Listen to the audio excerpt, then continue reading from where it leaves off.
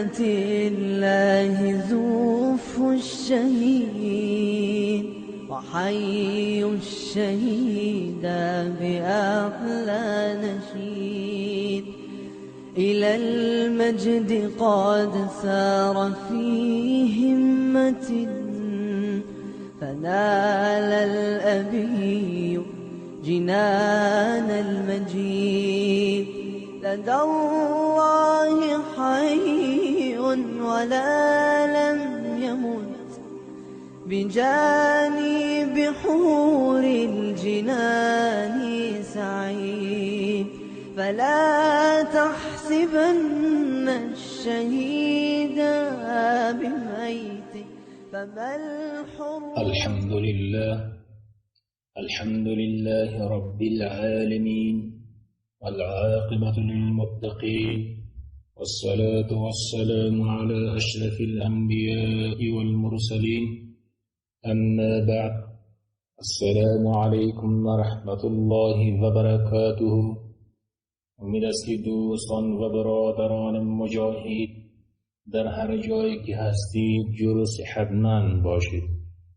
بلی سامعین محترم، بحث ما درباره داستان و حکایاتی که در احادیث رسول الله صلی الله علیه و آله و سلم درباره این عمل شایسته و مبارک آمده بود روان بود.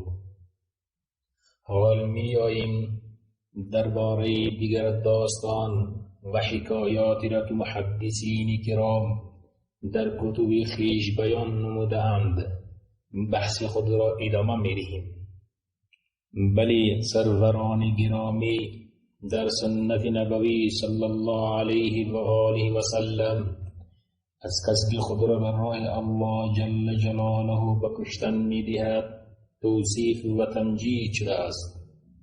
چنانچه امام مسلم روایت نموده است که رسول الله صلی الله علیه و آله و سلم فرموده است: من خیر نعاش الناس لهم رجل ممسك عنان فرسه في سبيل الله يطير على متنه كلما سمع هيعة أو فزعة طار عليه يبتغي القتل والموت مضان. الحديث. یکی از بهترین نمونه های زندگی مردم برای اونان زندگی مردی است که لجام اصل خویش را در راه الله جل جلاله گرفته و بر پشت اون جولان می کند و هر بار صدای حضور دشمن و یا بانگ جنگ را می شنود به پروا به امید کشتن دشمن و یا به امید شهادت در راه الله جل جلاله به جایی که گمان مردش است می شتابد. بلی سامعین محترم، انس رضی الله تعالی عنه روایت می کند که انس ابن نضر رضی الله تعالی عنه در جنگ بدر حضور نداشتند. از رسول الله صلی الله علیه و آله و سلم پرسید: یا رسول الله صلی الله علیه و آله و سلم، در نخستین غزوه‌ای که با مشرکین جنگیده بودی من شکت نداشتم. اگر الله جل جلاله به من توفیق جنگیدن را با مشرکین بدهد الله متعال خواهیم دید که چه خواهم کرد. و هنگامی که جنگ احد صورت گرفته و مسلمانان شکست خوردند و پراکنده شدند، انس رضی الله تعالی عنه گفت: یا الله، من از کاری که اینها یعنی مسلمانان کرده اند عذرخواهی میکنم و از کاری که اینها یعنی مشرکین مرتکب شدند بیزاری میجویم. سپس جلو رفته پیش رویش سعد بن معاذ رضی الله تعالی عنه آمد و او را ملاقات کرد و فرمود: ای سعد، من بهشت الله جل جلاله را میخواهم. قسم به الله جل جلاله من بوی بهشت را از سوی احد استشمام میکنم. انس بن مالک رضی الله تعالی عنه میفرماید: انس بن نضر رضی الله تعالی عنه توسط مشرکین به شهادت رسیده و سپس مصلحش کرده بودند. 80 چند زخمی شمشیر و ضربه نیزه و اثر تیر در بدنش اصابت کرده بود. هیچ کس او را نتوانست بشناسد جز خواهرش که از اثر انگشتانش او را شناخت.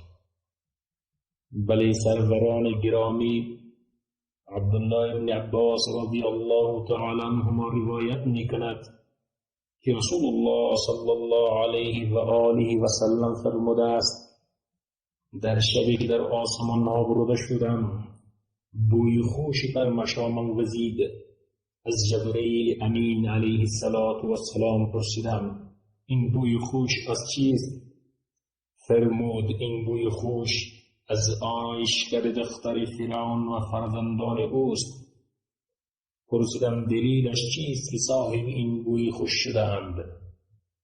فرمود روز از روزها این زن مؤمن دختر فرعون را آرایش میکرد که ناگهان شانه از دستش به زمین افتید و گفت بسم الله.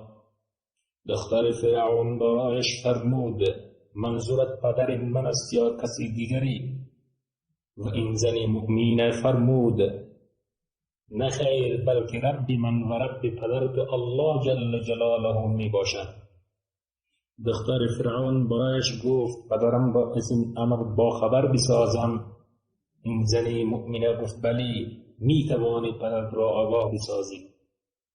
دختر فرعون تصمیم گرفت و پدرش را آگاه ساخت و فرعون این زن خدمتگار را فرا خوانده و از او پرسید آیا رب غیر از من داری؟ این زن مؤمنه در جواب گفت بلی، رب من و رب تو الله جل جلاله می باشد.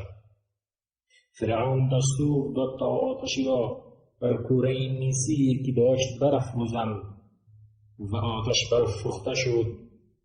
سپس فرمان داد تا این زن بیچاره و فرزندانش را یکی پس از دیگری به کوره آتشی بیاندازند. در این هنگام این زن مؤمنه فرمود حاجت نزد شما دارم و حاجت من را پر کنید. فرعون گفت چه حاجتی داری؟ فرمود دوست دارم استخوان خودم و استخوانهای فرزندانم را در یک پارچه جمع کنید و در یک جای دفن نمایید. فرعون فرمود این کار را من انجام میدهم.